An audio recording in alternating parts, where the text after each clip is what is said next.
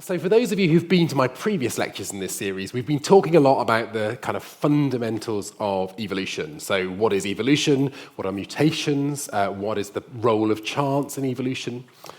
Tonight we're going to change direction and become much more personal and think only about evolution in the context of ourselves. And in particular, the question that I want to ask, and I'm going to give you a spoiler alert, I'm not going to answer it. The question I'm going to ask is, why are we alone on the planet? Why are we the only species of human? And I think if you think about that at sort of, very glancing moment, you might think that's a completely trivial question, but actually it's not that trivial. And for those of you who are, perhaps fans of science fiction, there are lots of great science fiction movies where you see, your hero go into a bar, and there are all these different species at the bar, all chatting away in multiple languages and ordering drinks. And actually, if you look around the world, there are lots of instances when very, very similar species live cheek by jowl.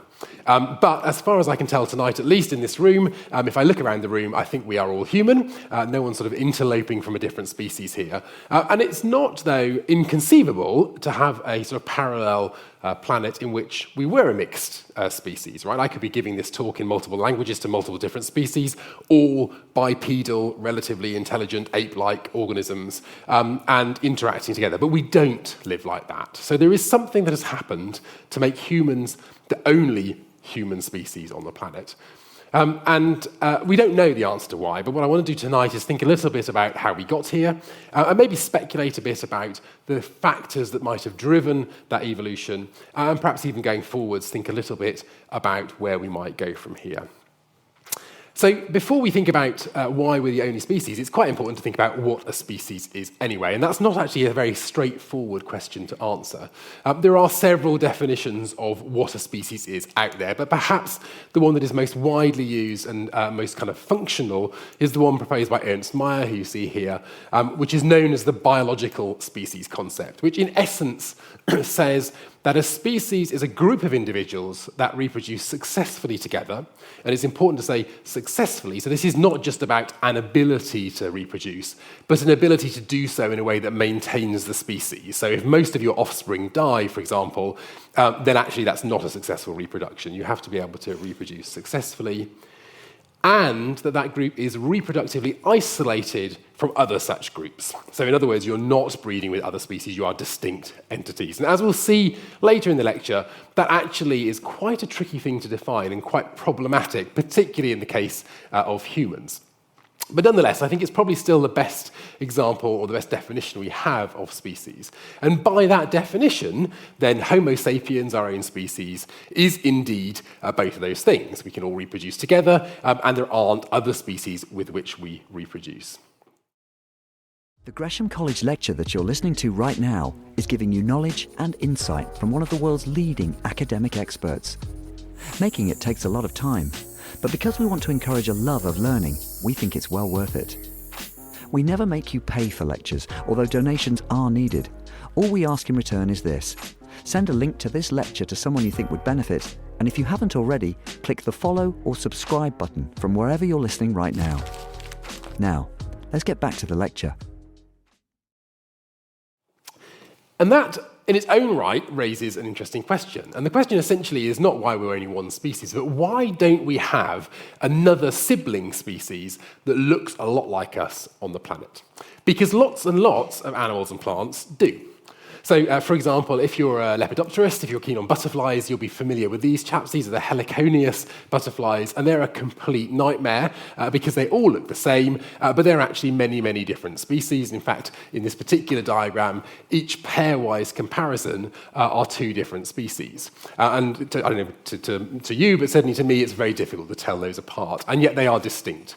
So there are lots of sister species in this genus. And the same holds true for lots of other animals. So I'm a bit of a birder, not a very good one, and definitely not good enough to tell these apart. This is the Clark's and Western grebe, or possibly the Clark's and Western grebe, depending on which way around they are.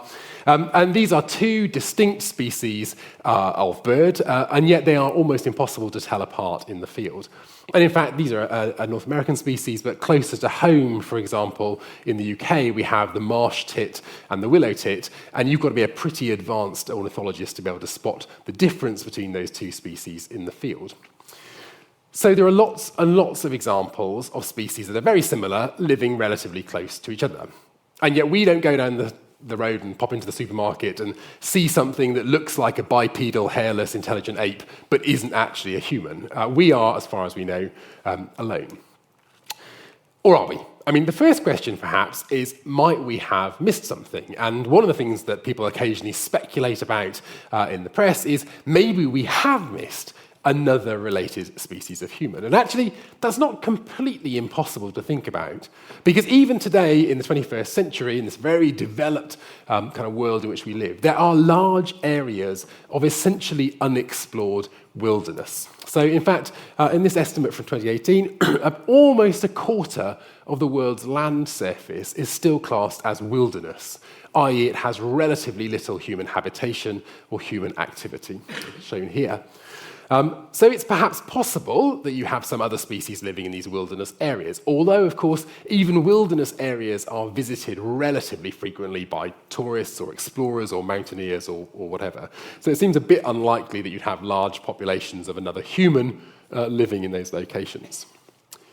There are some parts of the world, of course, that are completely unexplored, and by recent estimates, it's about 2 or 3% of the world's land surface has genuinely not had humans access it.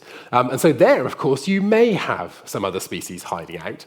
The problem is that 2 or 3% of unexplored world are largely things like remote mountaintops, the middle of Antarctica, places that are not compatible with human life, or at least human life as we know it now. It's possible, of course, that there's some species that can live in the middle of Antarctica and is happily roaming around there and we don't know about them, but they would look quite different to modern humans. I think it's fairly unlikely that they exist. Never say never, but I'm going to place some decent money that there probably isn't a second species of human that we haven't discovered yet.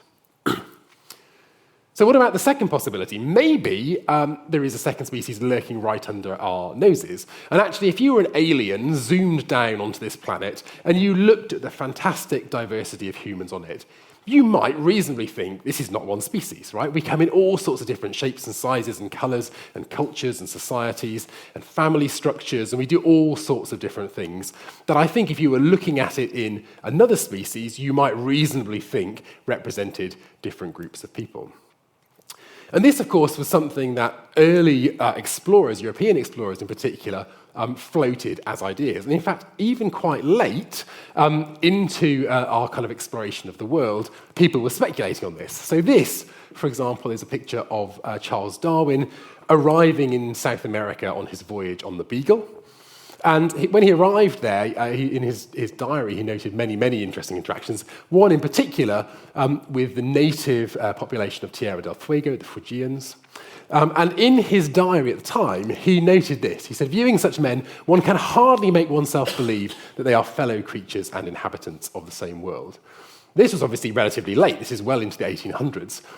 Prior to that, European explorers had met native indigenous populations in many countries and had repeatedly come up with this suggestion that maybe these were distinct. And this, of course, this pseudo-scientific idea was the horrendous justification used for real tragedies like enslavement of people in Africa and the eradication of Native American populations in a deliberate genocide by Europeans.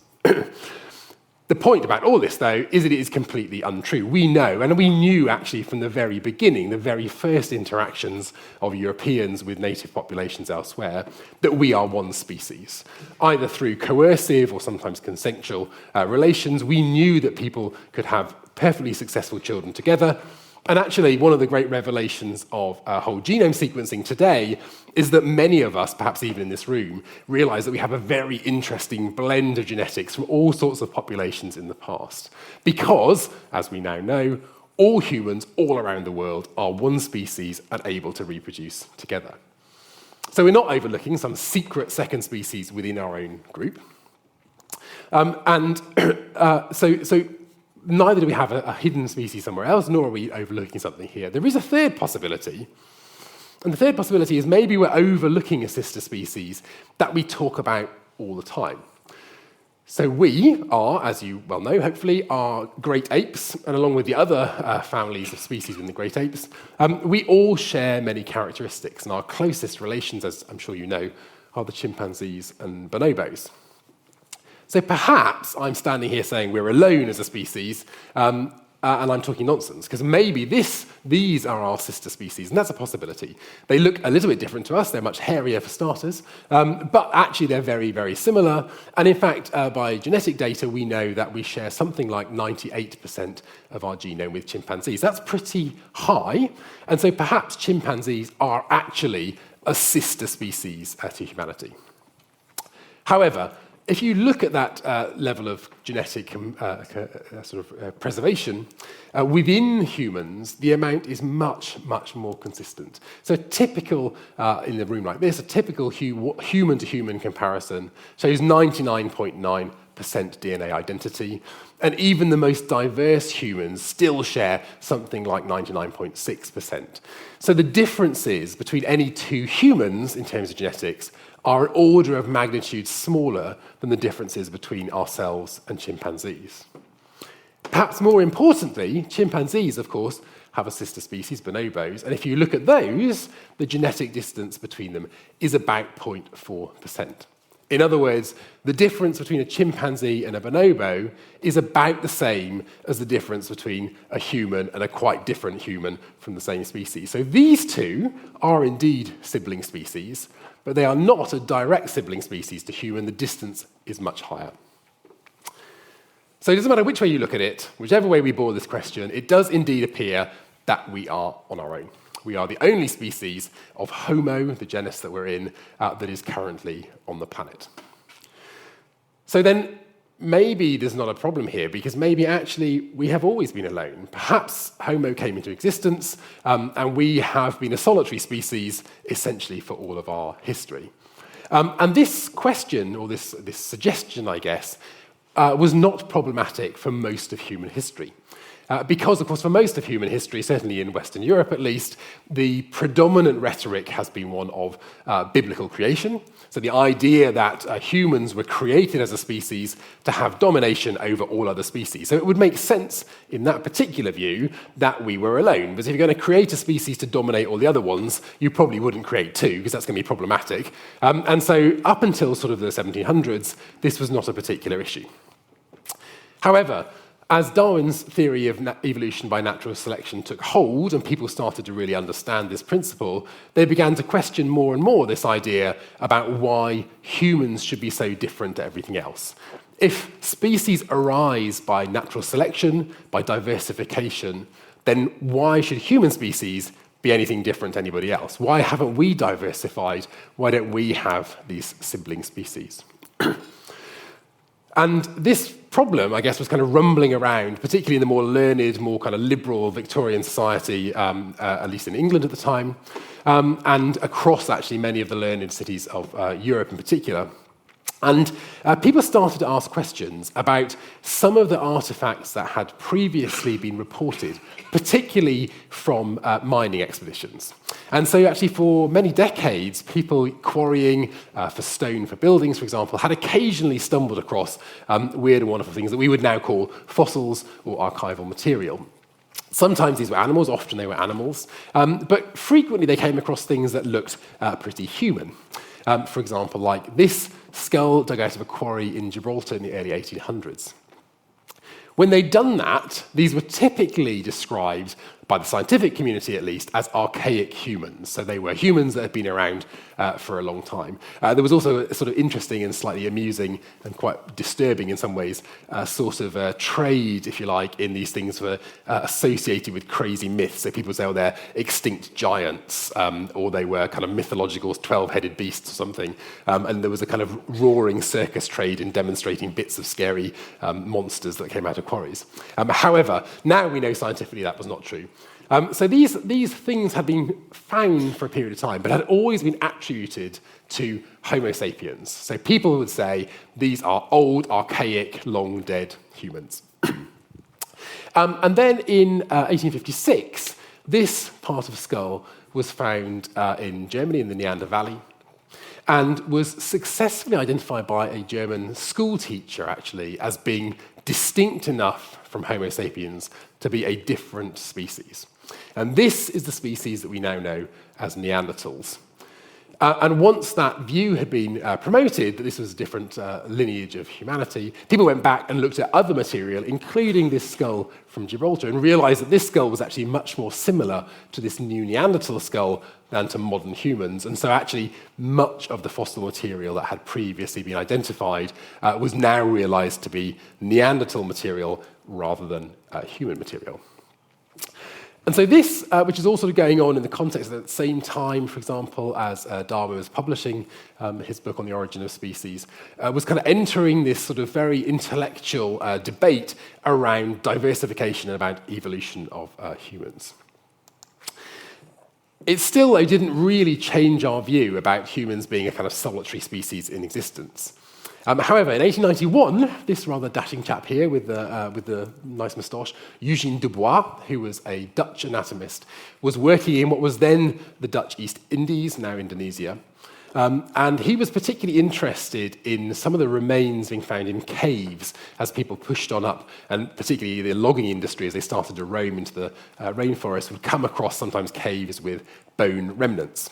He started to collect some of these and classify them together, and realized that one collection of skeletal material belonged to something that looked very human-like. He actually misidentified this and thought this was an extinct species of great ape, gave it a different name and published it. But people, once it was sent back to Europe, did not agree with this and relatively rapidly realized that this was a second example of a distinct species of now extinct human-like organism, so within the genus Homo, and this is what we now know of as Homo erectus, a long extinct ancestor of modern humans, and for which there's now fossil material from many other locations around the world. So now, as we start to turn into the end of the 1800s, we have a position where there are at least two species of Homo, so Neanderthals and what is now Homo erectus, that we think have existed and no longer do exist. So the world is starting to view the fact that we perhaps haven't always been alone through quite a different lens. And then this third piece of the puzzle, if you like, comes around in 1907 with this chap with the even more dashing facial hair. The beards get longer all the time, I think. This is Otto Schoetensack. And he was a German industrialist, and I really like this story because he was actually, as a relatively young man, he was a chemist, and he set up factories producing chemicals, essentially, and made an awful lot of money. He was essentially an industrial entrepreneur. And rather than buying himself a, fancy yacht or something and sailing around the world, he decided to invest his money in a proper education. He went back to university and studied what was then known as a degree in prehistory, what we would now call anthropology or something like that, and used his money to fund investigations into the evolution of humans. And in particular, what he would do was offer a reward to people who were working in quarries in Germany. If they came up with any interesting material, they would bring it to him and he would pay them for it. And in 1907, the Mauer quarry, someone came to Otto with this rather spectacular jawbone. And Otto, in his newly found life as a paleontologist, correctly identified this as another species of Homo and another extinct one. This is what we now know of as Homo heidelbergensis, named by him. And at the time was the first really well-accepted, totally distinct species of human. Since 1907, we've obviously had a massive explosion in the activities, particularly in the last 20 or 30 years, actually, in the discovery of both fossil material and artifacts associated with humans. And this is an incredibly fast-moving field. So actually, in the time I've been talking to you, I'm sure someone's going to say I'm completely wrong. So to avoid you all putting the blame on me, I've lifted this rather nice diagram from the Natural History Museum, so you can blame them for it being out of date instead. We now know that there are many, many species of now extinct Homo that have existed and have existed in parallel. So, for example, here in this top corner, you can see at least 4 or 5 species that have been present on the planet at the same time for a large period of our history, but are no longer present with us today. Today, as far as we know, as I said, Homo sapiens is the only one of these to still be present.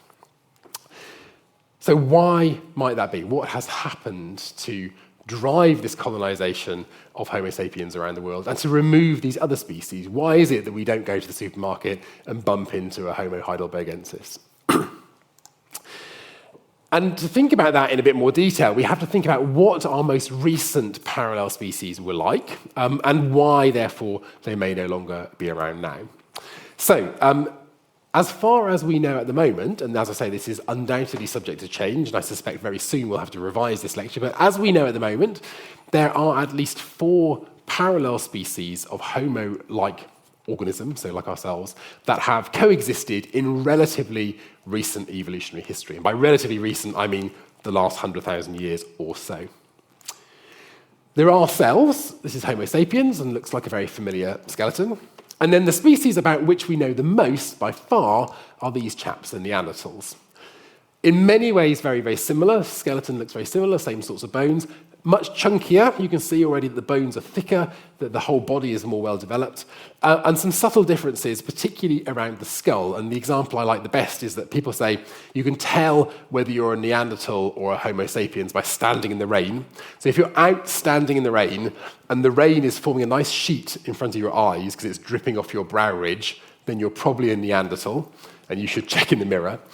If it's running down your face and dripping off your chin, then you're probably a Homo sapiens, and you can go home safe in the knowledge you're the correct species.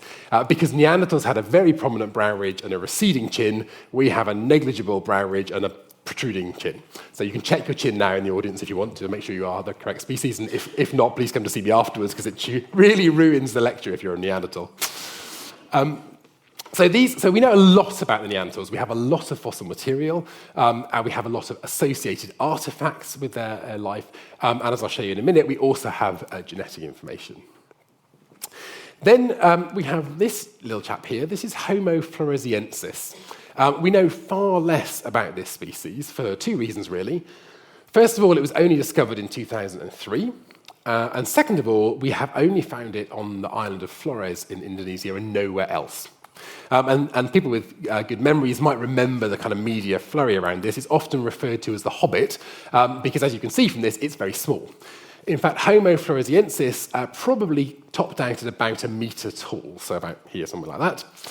It was a very diminutive species of Homo, and people actually argue still a lot about where it fits. It has some characteristics that look very ancestral, much more like some human precursors, if you like, that were living perhaps 6 million years ago.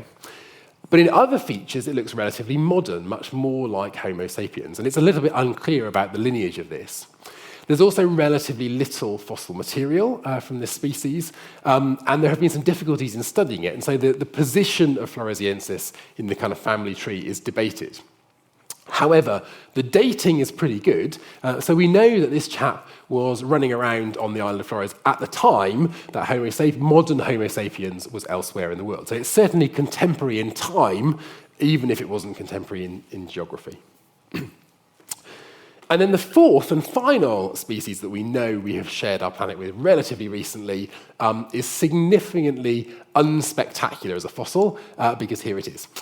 These are the Denisovans, and the Denisovans are a quite mysterious species living in Asia, in Siberia, in what is now Russia, essentially.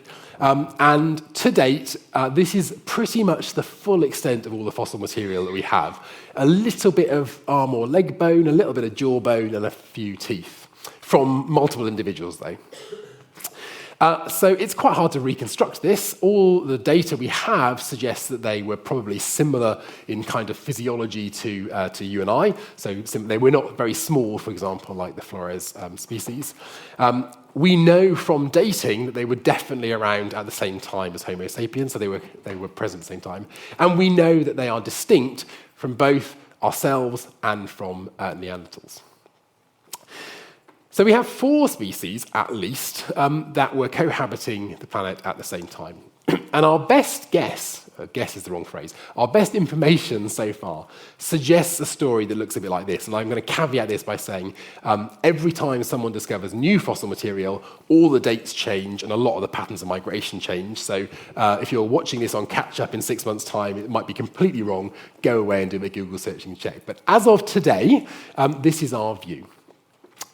The view is that around 600,000 years ago, Homo heidelbergensis, you'll remember that's the jawbone that was reported from Germany, was a sort of most recent common ancestor of modern humans, evolving in Africa about 600,000 years ago, and then from its African origins started to migrate out into Europe and ultimately into Asia. Once located in those parts of the world, like species do, and like those of you who were earlier lectures will recall, it started to diversify, and it started to, in the normal process of evolution, accumulate mutations, accumulate phenotypic change, so physical change, and natural selection did its work. The fittest organisms survived, and the unfit ones died out. So, for instance, the environment in Northern Europe, as we know, is quite different to that in Central Africa.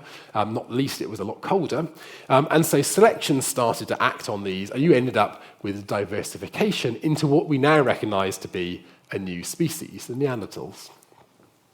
At the same time, these early pioneers over in Asia were also under selective pressure, were also diversifying in a different direction to become what we now recognize as the Denisovans. So those are the three, and then the fourth species I mentioned we know very little about. Here he is down here, Homo Floresiensis. We know from the dating that they were present on Flores by about 74,000 years ago. We don't know at all how they got there or where they got there from. So we don't know, for example, whether these are direct descendants of any of these groups, or some kind of parallel evolution, or some kind of very mysterious migration from a different part of the globe. But they were nonetheless there. So had you dropped on the planet, say, 60, 70,000 years ago, and had a bird's eye view, you would have seen these different populations in these different parts of the world. Meanwhile, back in Africa, Heidelbergensis is, of course, not sitting unmoved. Evolution continues to work even if you're in the same place and continues to select for traits that are beneficial. Traits in particular, like increased intellect, the ability to do things like use tools, to coordinate hunting activities, and ultimately to do all the things that makes humans a great success. These selective pressures change the way that Homo heidelbergensis looks, and ultimately leads to the evolution of what we recognize to be a different species, i.e. anatomically modern Homo sapiens, modern humans. And the date for this arisal of early humans has moved many, many times, even in the last few years. We now think that anatomically modern humans were present in parts of Africa by about 300,000 years ago, particularly based on material from what is now Morocco. And that date, again, may move.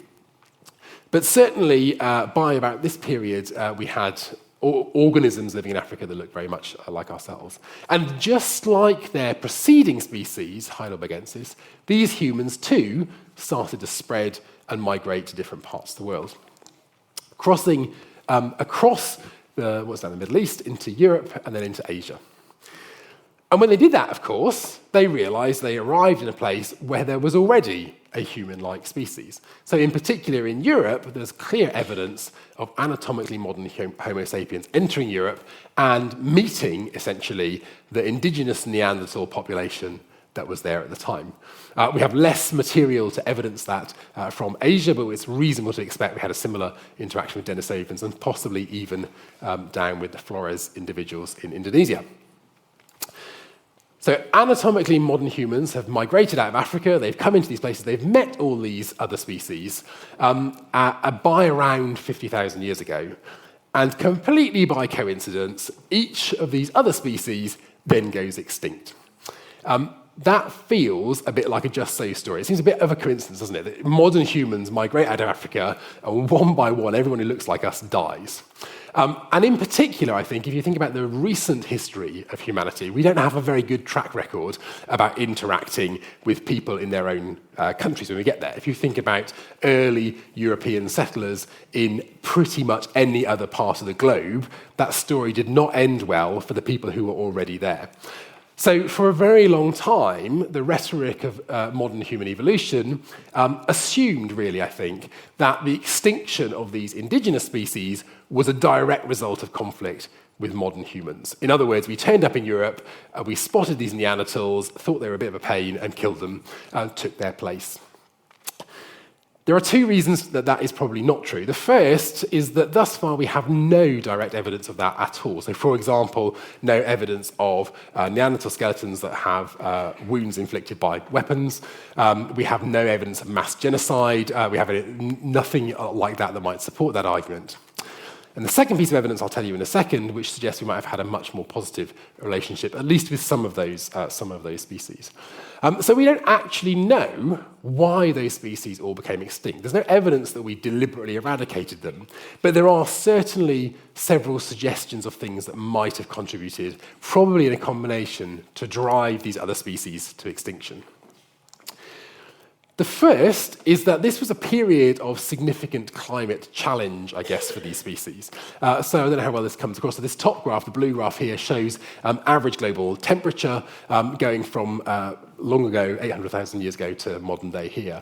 And what you can just about see, perhaps up here in the top corner, is a long period here between about sort of 150,000 years ago and more recently of extended cold temperatures.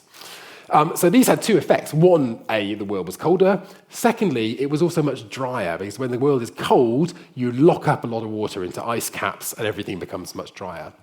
So one possibility is this very extended period of cold, dry weather presented a significant challenge, particularly to those human-like species that were living in colder parts of the globe. So the Neanderthals in Europe, for example, Denisovans in Siberia, may have struggled to deal with that extended period of cold in a way that perhaps anatomically modern humans did not.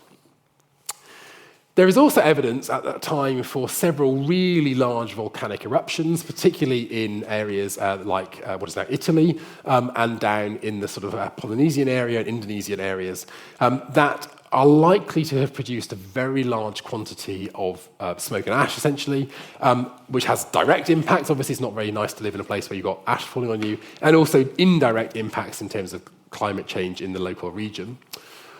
Most of the evidence now suggests this on its own is not sufficient to explain extinction, but certainly probably wouldn't have helped the humans living in those areas. A third possibility, and one that's close to my heart, given that I spent most of my life working on infectious diseases, is that maybe this was some kind of horrendous sort of pandemic for these particular species, perhaps even one that was precipitated by the arrival of modern humans. And if you think about that, for example, when Europeans arrived in the New World, they brought with them, inadvertently at first, deliberately later, smallpox, a disease that was then endemic in Europe, but was not endemic in what is now North America. And therefore, Native Americans had almost no resistance to smallpox, and this disease absolutely devastated the Native American population. And this is a pattern that happens a lot. So one possibility is that when modern humans migrated out of Africa, they brought with them perhaps some pathogens to which they were relatively resistant, having co-evolved. But these indigenous populations, never having seen it before, were very susceptible. So maybe they eradicated inadvertently Neanderthals and others by bringing their pathogens with them. A fourth possibility, and one which has had a lot of traction in the press, I think, is about the use of tools. And until fairly recently, this was looking quite compelling, because there was a really good set of data on anatomically modern humans creating really quite elaborate tools and using them to catch and butcher animals, for example, and indeed to do things like make early clothes. And this was not something that was seen with other fossil materials. So the suggestion was maybe we were just technologically superior. We had these amazing tools, and it let us, for example, hunt mammoths and other things. We always got the food, and Neanderthals starved out because they couldn't compete. That has been largely poo-pooed with more recent discoveries of tools that were clearly associated with Neanderthals, and actually the demonstration that Neanderthals could produce equally elaborate tools and indeed had control of things like fire. So actually that technological difference between modern humans and Neanderthals is nowhere near as striking as it first looked, and is probably, again, not enough to explain this. And so the last suggestion that people have made is maybe this is something about the elaborate, intelligent, cultural life that kind of characterizes Homo sapiens. And we know that a key feature of Homo sapiens is their amazing brain capacity and their ability to think about things that are quite abstract. And this is one of my favorite examples. This sculpture called the Lion Man dates back about 40,000 years and was found in Germany. was produced by anatomically modern humans, we think, and is a really nice example, I think, of the level of sophistication of these primitive, in inverted commas, humans, because this is a really nice piece of artwork that has been created by somebody that we think of as being sort of very prehistoric. But B, it also demonstrates their ability to think in abstract thoughts, because this is something that does not exist, right? We don't have bipedal lions and never have, as far as we know of. So this is a demonstration of a fusion of ideas. We don't know why they made that. It's been speculated that perhaps it's some kind of religious significance, or maybe for some kind of cultural purpose. But nonetheless, the idea that a modern human sitting in the cave somewhere would create something that was a fusion between a human and a lion for some kind of artistic purpose rather than as a practical tool suggests a level of sophistication that we have not yet seen in other species. And so I said at the beginning of the lecture I wasn't going to answer my question, and I'm not, because we don't know the answer. But I guess the most plausible explanation for the extinction of these other species at this stage is some complex combination of a difficult climate and maybe a pathogen and a technological and cultural superiority. For whatever reason, though, by about 38,000 years ago, we were alone. All these other species had died out, and ever since then, as far as we know, Homo sapiens has been the only Homo species on the planet. But to end on a slightly happier note, it's not quite as straightforward as that, because in the last few years, we've learnt that although those other species are extinct, they have left a really exciting remnant. And we have learnt that from the revolution of ancient DNA technologies, particularly driven by Svante Pääbo, a Swedish geneticist who's spent his life really optimizing the ability to retrieve and sequence DNA from very old material, and for which he was awarded the Nobel Prize in 2022. And what Pääbo and others have done is manage to extract DNA from this ancient material and sequence it. And in 2010, which was a dramatic year for this field, they came out with two really impressive findings. The first was they had successfully extracted and sequenced DNA to create a genome, a full genome sequence, from a Neanderthal, which was pretty revolutionary at the time. And then even more revolutionary from that, they had actually, as part of this project, been sequencing different Neanderthal material and realized that one of the pieces of material they were sent was not Neanderthal at all, and in fact was this species I've been talking to you about, the Denisovans. And this is still the first and only example of us discovering a species of Homo by DNA sequencing technology rather than by fossil identification. Once that had been done, people looked at the bone material and realized there were subtle differences, but nonetheless, this was the first discovery of a different species. We now have extensive genome information for both of these species. We do not, sadly, have it for that additional one, the Flores skeleton. That's probably because DNA is not preserved at all well in the tropics, and so there have been attempts but no success in retrieving DNA from that sample from Indonesia, whereas these samples come from much colder climates where the DNA is preserved better. But when we have these genome sequences from these two species, together, of course, with the huge amount of genomic information we have about modern Homo sapiens, we can now do some really interesting comparisons. And the thing that was most striking as soon as this comparison was done was that it shed a huge amount of light on this early diversification and spread of our species. In particular, it validated many of the dates at which modern Homo sapiens had left and moved around Africa. And the reason it did that was because of a pretty remarkable discovery, which is that when you compare those two sequences, those genomic sequences of Neanderthals and Denisovans with modern human genomes, you find that many of us, living humans today, but not all, have bits of those genomes within us. In fact, if you're sitting in this room or listening online, and you can trace your ancestry unbroken through Africa, only Africa, then you are 100% on average, 100% Homo sapiens genome. If you're like me, if you're a Eurasian, on average, you're about 98% Homo sapiens, but most Eurasians carry about 2% of your genome that you've inherited from Neanderthals. And if you come from this part of the world over here, Polynesia, if you're Melanesian, you have that 2% Neanderthal, and also up to about 4% Denisovan. And that means two really important things. First of all, it means that at a point in relatively recent evolutionary history, modern Homo sapiens did indeed cohabit areas with these two other species, because the second point is, it means we also interbred with them. And in fact, because we are detecting that at such high levels, we probably interbred with them quite a lot, actually. And in fact, you can see this pattern rather beautifully. This is some work fairly recently, just in the last couple of months, actually, looking at the level of Denisovan ancestry in modern humans across the world. And what you see is it's coloured from blue to red. What you see is that if you're from Africa or Europe, you have essentially no Denisovan ancestry on average.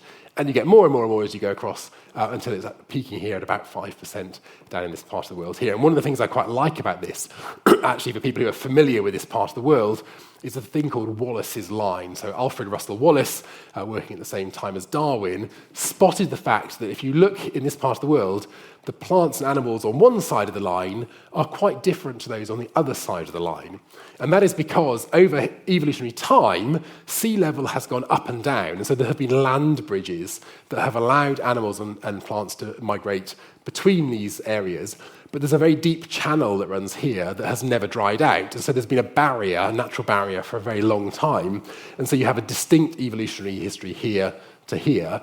But that has not affected this climb, this migration of humans, suggesting that humans successfully navigated that stretch of water between these islands, either deliberately on boats or inadvertently by being blown across on rafts of vegetation or something.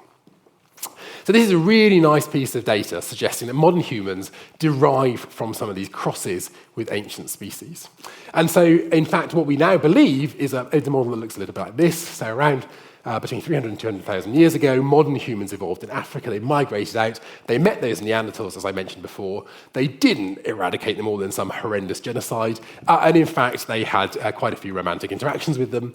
We don't, of course, have any information on whether those were coerced interactions or consensual ones, or some mixture of the two. But nonetheless, what we do have is very clear genetic information that they interbred, and that then those hybrids, for want of a better word, those Neanderthal modern human hybrids, migrated further and met this new population, this Denisovan population, and did the same thing again, introducing a new set of genes and migrating further down here, which is why we all have these slightly different ancestries. And I think the most interesting thing about this was the fact that we can see it today suggests this is probably not a very uncommon event, but actually perhaps that modern humans live side by side with these other species for a relatively extended period of time.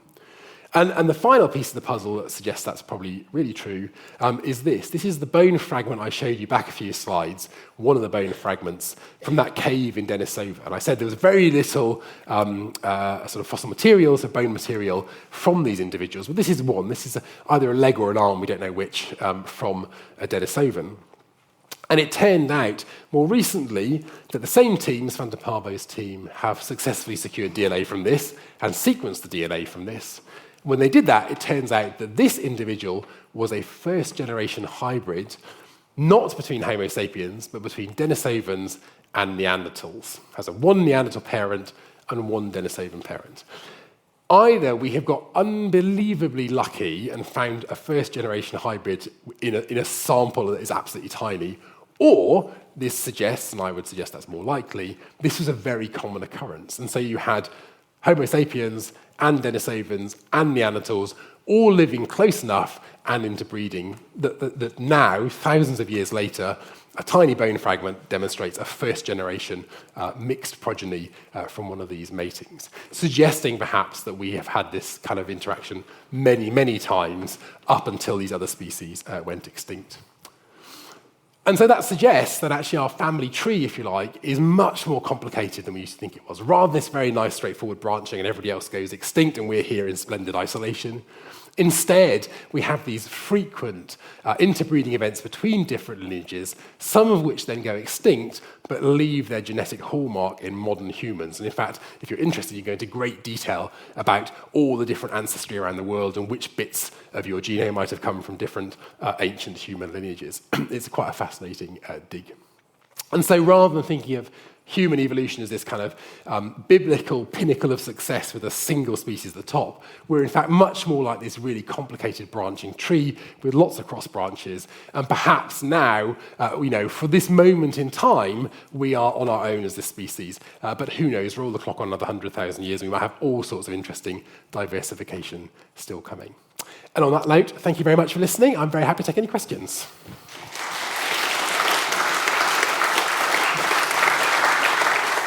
That conclusion is quite striking because it strikes me there's a couple of larger possibilities that can come from it. So would you say that maybe we have to start rethinking our idea of what species means? Can we be quite so sort of discrete or isolationist about it? Yeah, I think that's a really good point. And I think, so this, I said at the beginning that this biological species concept is defined by organisms that breed together and can't breed with anybody else. And then I've just told you that we've got this repeated interbreeding between groups. So one argument would be to say these are actually not distinct species at all, and we were all one big kind of blended group. And I think to a certain extent this is a sort of semantic argument. And the example I always use is domestic dogs are a single species, right? They're one species.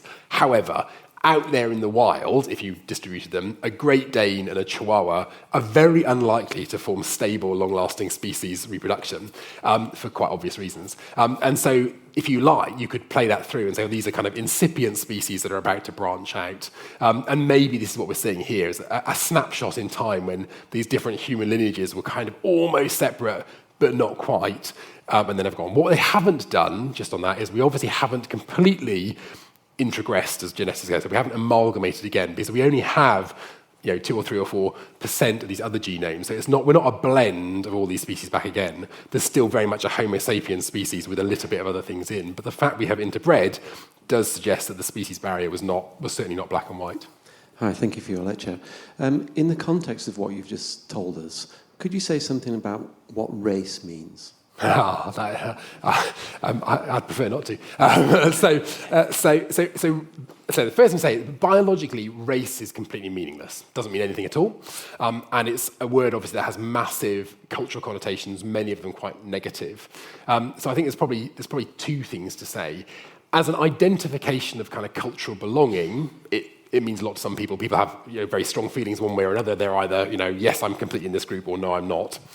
As something you can look at biologically, it's pretty meaningless.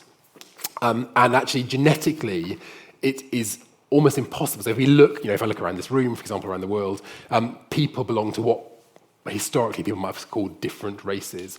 Genetically, you wouldn't see that. So there are far more differences within groups than there are between groups. There are certain traits associated with certain people from certain parts of the world, but not enough to say, this is one particular group and this is another particular group. So it's fairly meaningless biologically. The place where it probably has played out in evolutionary sense is actually around that self-determination idea. So for example, what sometimes happens in groups of diversifying organisms is that they have breeding patterns, endogamy it's called, so when you breed with similar groups. And so you see that in humanity, right? So there are some groups, religious groups, cultural groups, whatever, where you are encouraged to marry and reproduce within your group and not outside your group. If you play that through for thousands of years, that might end up in diversification because you've got this genetic isolation. In reality, of course, what's happened is precisely the opposite, and we now all fly around the world and ignore that completely. And so it has a sort of self-defining, if you like, role in terms of the way that people interact with each other, but it's not a biologically meaningful thing at all.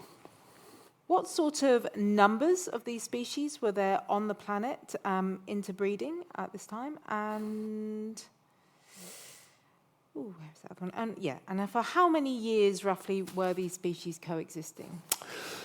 Right, so in terms of numbers, all we can say with confidence, so for example, if I take Floresiensis as the best example, we have only found Floresiensis in Flores in Indonesia, and I think it's something like 100 individuals have been found. So they might have been locally common, but they certainly weren't globally common, or if they were, we haven't found them anywhere else, which seems to be unlikely. Neanderthals, we have a huge amount of tissue material from right across sort of Western Europe and into part of Eastern Europe. They were probably relatively abundant in that area, but only in that area. There's no Neanderthal material from other parts of the world. Denisovans we have very little information about. They've been found in a couple of locations, again, very fragmentary material. Although the fact that there is quite a large genetic presence in modern human populations might suggest that they were relatively abundant. But I mean, it's all a bit hand-wavy, to be perfectly honest. In terms of how long they might have cohabited, for want of a better word, that is strongly contested and a bit unclear. So you can put boundaries on it. So if you imagine that modern humans emerged from Africa and crossed over, say, 60-ish thousand years ago, and everyone was extinct by 38,000 years ago, can't be more than about 30,000 years. Probably it was much, much shorter. There is some evidence, there are some caves where there is material that looks like it was produced by both Homo sapiens and Neanderthals, extending over a reasonably long period of time. So there's a suggestion that we might have cohabited in certain sites, possibly for a couple of thousand years. But I mean, this is very sort of open to negotiation, I think. So possibly a reasonable length of time, but in terms of evolutionary time, a kind of a very short snapshot. You mentioned about no distinction on the question of race, genetically or biologically. Hair, for instance, does distinguish between races, doesn't it? No, not really. So I guess this comes slightly to the point about whether. So there are traits that are more common in some populations than in other populations. So, for instance, there are some populations in Africa where there is a disproportionately high number of people who can run really fast, right? You can see that, in represented in kind of international sport. That does not mean that if you come from that part of Africa, you're going to be an Olympic gold medalist. And so there are associations with certain traits, but there is no black and white sort of thing that is associated with what people might term a race or a tribe or something like that. And a good example is blonde hair. So, for example, if you look around the world, blonde hair, there's lots of blonde hair in sort of Europe, not very much blonde hair in Africa, but there are still individual people who have blonde hair, and particularly yes, exactly, or curly hair, or all these kind of different things. So there are no traits that would kind of stamp someone as being a particular thing. There are things that are more common or less common. And that's what you see genetically as well, is that you can, so if you, for example, if you have fossil material, you can make assumptions about that individual's, skin colour, for instance, but you can't do the other way around. You can't say, because this skin colour is here, that person must have been part of this group. Does that apply to colour as well? Yeah, it applies to pretty much everything, eye colour, all sorts of things. So there are traits that are much more common than in some areas than others, but essentially we are a big and interesting genetic mixing pool, which I think is fab. One question asks, have we lost most of the Neanderthal and Denisovan? Is that right? Denisovan, Denisovan genes because we were better adapted and they were not adaptive, to which I might add something like, is it actually, on a more positive spin, Homo sapiens' capacity for assimilation that actually helped them more? So is it sort of adaptive capacity, assimilatory capacity? Yeah, that's a great question. So the short answer is it goes in both directions. So, for instance, there are some genes in the modern human population. So there's a gene that is an HLA gene. So this is a gene that helps your immune system essentially recognize something that is foreign.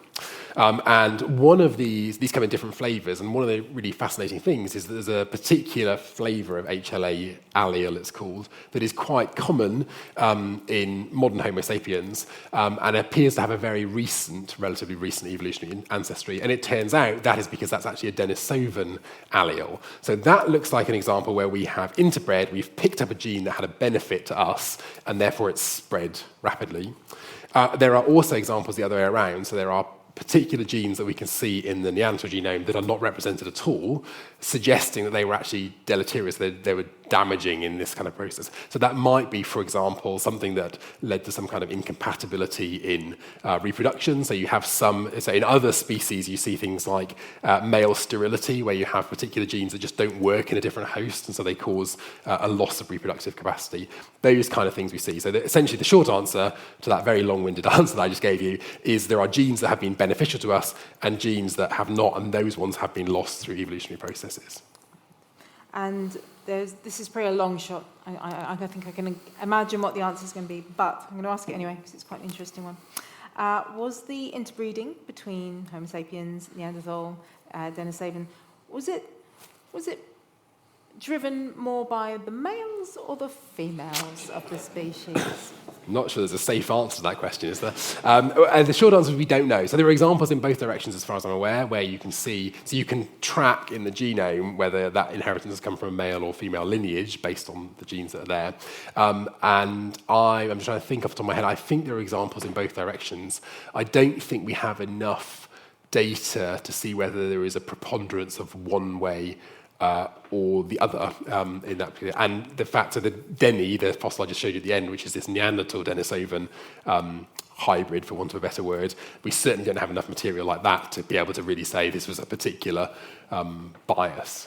So don't know is the short answer. Okay. Well played. Can you tell us what happened to Homo erectus? Yes. So Homo erectus, probably. So we don't have Homo erectus anymore, but as far as we can tell, that was not due to a dramatic extinction. It's probably a species that has essentially evolved and morphed into later species and has slowly been lost over time rather than being displaced and eliminated. So there are, back on the slide I showed you previously, there are some lineages where we see a sort of abrupt end and they disappear. That's not true for Homo erectus. And so that is thought of as a species that essentially just diversified into more modern humans. And so we're all, to a first approximation, just descendants of Homo erectus. Does all this help us understand ourselves as modern humans? Does it help us understand our kind of psychology, our mental health, our cognitive development better? And does it tell us, is there any possibility that we might continue to evolve and that indeed Homo sapiens might split into different sorts of humans in the future? Great. So on the first one, I like to think it does, and I think one of the things I most like about this is it demonstrates the complete stupidity of so many sort of human ideas that have been so negative over recent human history. Right? The idea that someone asked about race earlier, the idea that there's some kind of superior race and inferior race is clearly complete nonsense. The idea that we are somehow all very distinct and need to keep to our own entities. We're actually been a massive genetic mixing pot, for thousands of years, and also I think perhaps the lesson that it doesn't matter how optimal you are, your time in the kind of sun will come and go. There was a time when Neanderthals were the dominant species in Europe and they're not around anymore. We're around. We probably are not going to be around forever, so, make the most of it. So yes, I like to think there's a kind of positive story here. There's also a very negative spin. We kind of roamed the world and eradicated people and, maybe had forced matings and all sorts of negative things. But let's stick to the positive answer. In terms of future evolution, stick with the programme, whoever asked that question. Coming up in a lecture to you very soon, I think not the next one or the one after that, we're going to talk a bit about where we might go. Spoiler alert, yes, absolutely. I mean, evolution doesn't stop, so I'm sure we'll be evolving in all sorts of interesting ways, but you'll have to stick around and see at least what I think about that.